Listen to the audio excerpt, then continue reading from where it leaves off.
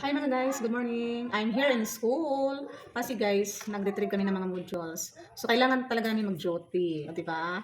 So dapat nandito si teacher kasi yung mga bata pupunta sila dito. Ayan, meron akong mga papel dito. Ito yung mga sinaulit nila, mga answer sheet. So kailangan ko siyang i-check. So ang ginawa ko guys, pag dating nila dito, pagbalik nila ng mga modules nila, ayan, meron akong inihandang biscuits. So binigyan ko sila ng biscuits para naman sila ay makapag-snack, so 'di ba? Kasi 'di ba, naano sila yung parang ah ano tawag diyan, parang nahago sila, guys. Kasi nga nagsagot sila sa mga modules nila. O 'di ba, so magbibigay na lang ako ng reward sa aking mga pupils. Kahit ito lang, kahit isang kita lang bawat isa. Kasi nga medyo gipit si teacher ngayon. Oh, 'di ba? So may pang-snack na sila. Ayan mga guys. So busy ang linya ngayon kasi nag-check ako ng mga papers nila. Yung mga sinasagutan nila, chine-check ko. Tapos meron ako ditong mga attendance sheet. Ito yung mga pangalan nila kasi during the distribution of the modules, kailangan nila magpirma dito ng pangalan. Bawat subject ay magpirma sila.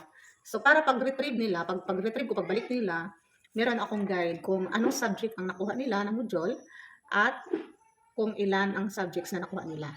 So, lalagyan ko dito ng return pag nasa uli nila yung mga modules nila. So, ganyan lang guys, kasimple. So, busy talaga kami mga guys, no? Kasi suspended nga dito sa amin. Kaya ito ang ginawa namin ngayon, modular learning ang ginawa namin. Kasi dahil nga sa lindol, kahit nga ngayon, mga 10 minutes ago, naglindol na naman. Mayroong mga aftershocks talaga guys. So, December 2 yung lindol dito. So, until now, December 15, nagkakaroon pa rin ng mga aftershocks. So, nakakatakot mga guys. Lalo na yung dito namin, kasi may tipak na dyan, bandang dyan. Yan, may tipak na. So, delikado talaga sa mga bata. Tapos, ito yung kisame, medyo slightly na ano siya, na-detach. Ayan, saka meron pa dito sa floor, para nagseparate yung floor at saka yung wall. Ayan, so delikado talaga mga guys. So, napakadelikado kung maglindol. Tapos, andito yung mga bata. Then, sino ang unahin ko? Siyempre, siguro tatakbo muna ako guys.